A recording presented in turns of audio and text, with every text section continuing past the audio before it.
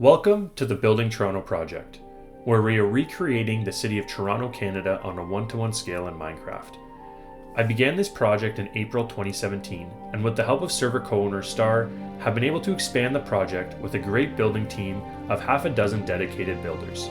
This video, my favorite of the year, will showcase our project's progress in 2025, which was, without a doubt, our most successful year on the project.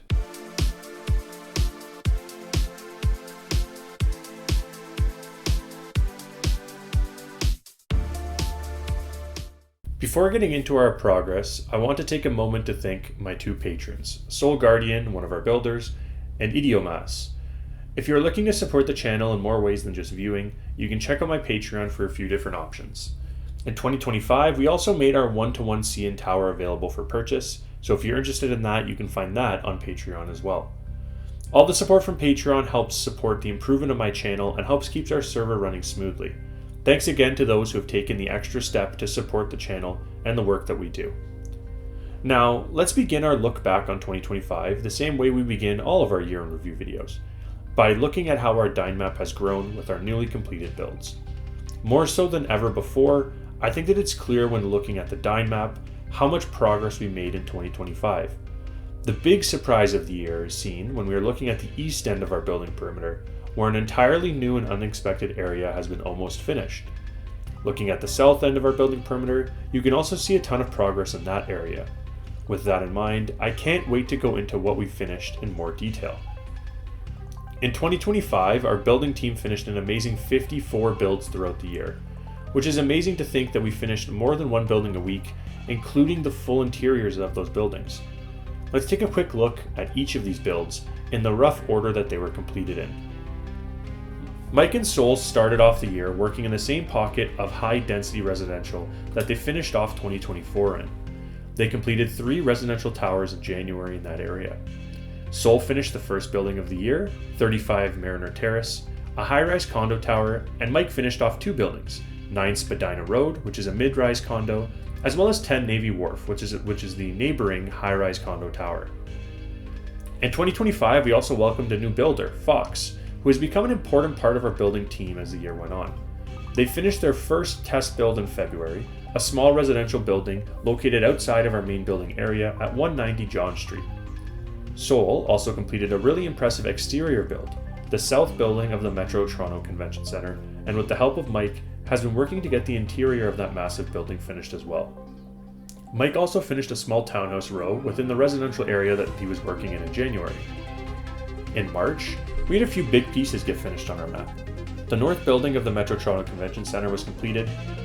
This massive complex was started by a celebrity builder who ultimately lost interest in contributing to our map, but that was no problem because our great build team finished it off.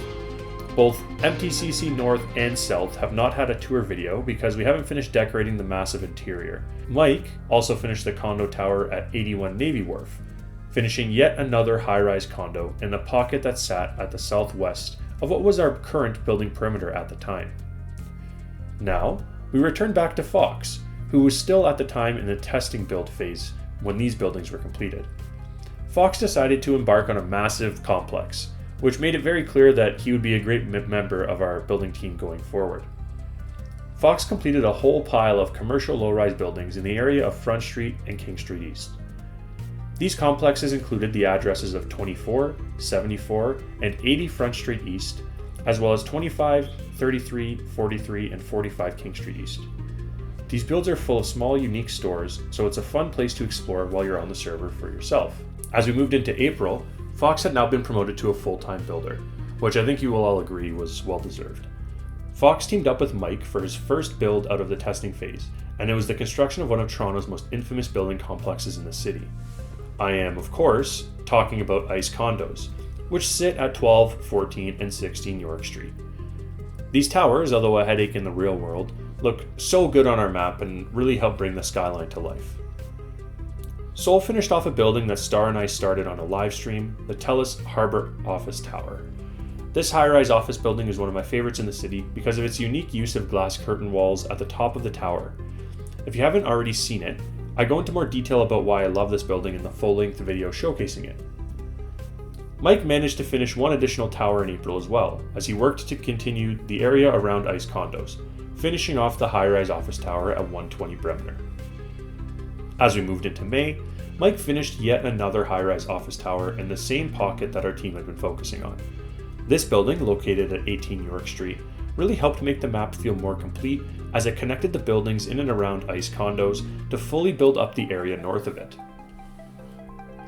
At this point in the year, things started to go in a direction that I did not expect. Before this point, we planned to continue working south on our map until we reached Lake Ontario. However, a number of builders mentioned that they were interested in working on the area to the east of our building perimeter, so around St. James Church, which up until this point kind of stuck out on its own, east of our built-up map. Now, for those of you who have been around the channel for a while, you know that I always tried to have Toronto built in a way that made the completed areas feel alive. I did this by making sure we built in segments so that we didn't have completed buildings separated by huge open spaces. With that in mind, I was quite happy to square off the built-up area in the east, and we opened up everything east to Jarvis in our building perimeter. Fox started off in this area with, well, what is a pretty minor building, and has now actually been closed in the real world. But if you want to be technical about it, it is also actually an entire city block as well. I'm of course talking about the temporary market for the St. Lawrence market. Fox did a great job on this tent, not the easiest object to build in a game where most of the blocks are a meter squared in size. Sol finished another build in this area, one that was at the very northeast part of our building perimeter. A building that I really like, French Quarter 1, located at 120 Lombard Street. This shorter, high-rise building has a really unique block palette which Sol captured perfectly. This build is definitely one of my favorites that was completed this year. As we moved into the warmer months, it's typical for the buildings on the map to slow as our builders enjoy the great weather outdoors. This was the case in June, with only one building being completed, a Holiday Inn hotel located at 111 Lombard Street. This fairly bland brick hotel was completed by Fox, who did a great job recreating a build that, well, unfortunately wasn't the most interesting tower in our land. But we can only build what's really there, and Fox did a great job of doing just that. Apparently the building team didn't get the message about the summer shutdown, because after June finished, building heated up more than the warmer summer temperatures did. Sol finished the twin building of what was finished in May, French Quarter 2, another building with the same really appealing and bright block palette. A couple of weeks later, Fox finished off an interior that I had been hoping would be completed since 2017 when I finished the exterior of this building. I'm of course talking about the Hockey Hall of Fame. This interior is one of the coolest on our map. It's difficult to find, much like in real life, and I hope in 2026 we can finish the underground path system around it to make it a little bit easier to locate and explore. In July, I also finished what is embarrassingly my only completed build of the year. I spent most of 2025 working on sprucing up the roads and working on back-end user experience items like quests and events, which is actually what led to this building being done by me in a live stream. This building, the Petro-Canada, located at 117 Jarvis Street, is actually outside of our building perimeter but addresses an important issue. There are no gas stations up until this point on our map. Now, those of you who don't play on the server might not understand why this is important, but those who play on the map celebrated its completion. Our map has a plugin that allows visitors to save up and buy vehicles like cars and motorcycles that help you get around the map quicker. But these vehicles require fuel, which, up until the completion of this gas station, could not be found anywhere on our map. I was really happy with how this unique building turned out, finished off by a great mural by Dingy on the side of the gas station store. July continued to have a ton of builds in the eastern portion of our building perimeter. Sol built a small nondescript Domino's Pizza located at 67 Richmond Street East. Fox finished another massive group of 3-story stores. This included the addresses of 120, 132, 134, 136, 138, 140, and 142 Adelaide Street East. These buildings may seem insignificant, but they are truly the life of this area. They have a ton of different store options and help keep cities like Toronto interesting and vibrant with the different stores that visitors can go and explore. Fox decided that there still weren't enough buildings finished in July, so they decided to finish off 2 more buildings before July met its end. Fox finished off St. James Square, located at 95 Lombard Street, which is a 14-floor tower that was built at the start of the 1990s. And lastly, for July, Fox picked the short office tower located at 110 Adelaide Street East and its basement. This little pocket of our map is slowly coming to life, and that's all thanks to the hard work of Fox and Sol. Fox really showed how valuable they were as a member of our team, but they have more talents than that as well. They actually recently joined Alpine, who of course is a great friend of the channel and our community, and Fox joined that channel as one of the channel's editors, so be sure to head over to Alpine's channels and let them know how great of an editor Fox is. As we moved into August, the building didn't slow down. Sol got the month started by finishing the first of two interesting cooperative buildings located on Richmond Street. The 9-floor residential building was built in the 1990s, and Sol did a great job making the build look realistic and appealing. Fox continued working west on their block, finishing a restaurant and massage parlor at 100 Richmond Street East. Sol also finished off the second of the two cooperative buildings in August, and the second had a much more interesting shape. The main block used on this building was actually oak planks, which I think was a first on it. Sol also finished an interesting shorter build at 86 Lombard Street, the Toronto City Morgue. I definitely need to put a quest in there in 2026. I think that people forget buildings like this exist in the city, and these buildings are important to help make the city function smoothly.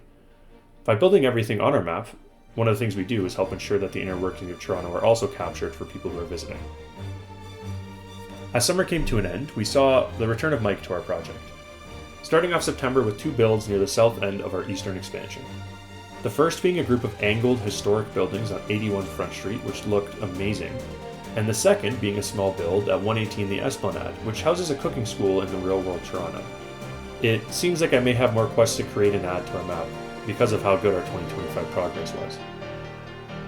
Sol continued to work on his block at the north end of the eastern expansion, finishing two builds there in September, at 100 Lombard and 101 Richmond.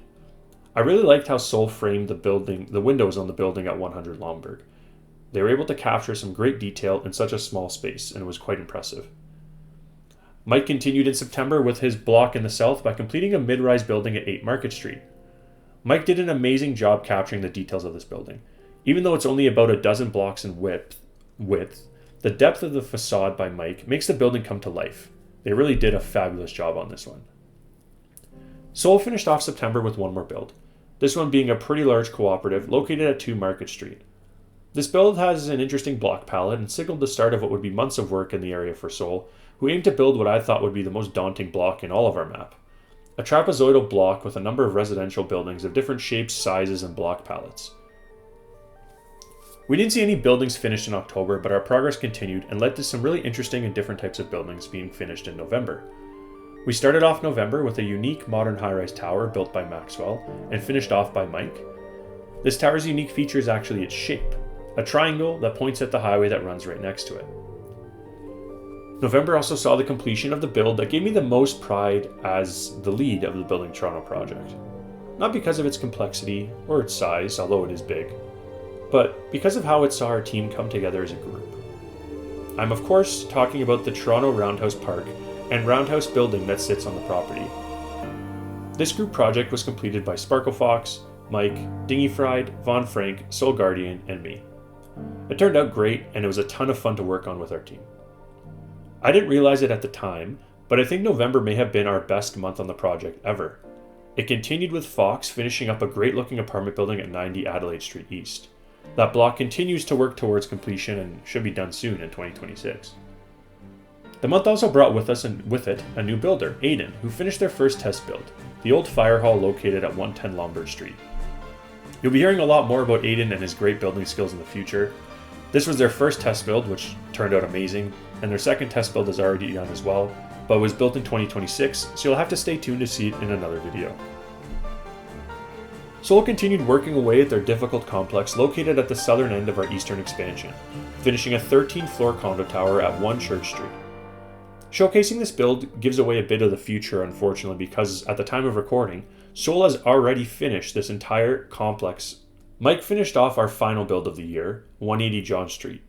This build is located outside our building perimeter and was assigned to a test builder who ended up quitting before finishing the entirety of the build, and Mike was kind enough to finish it off for us.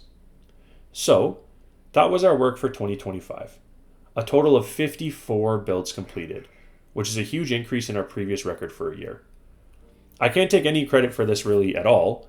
All of our progress was thanks to our dedicated and skilled team of builders that we have on our team.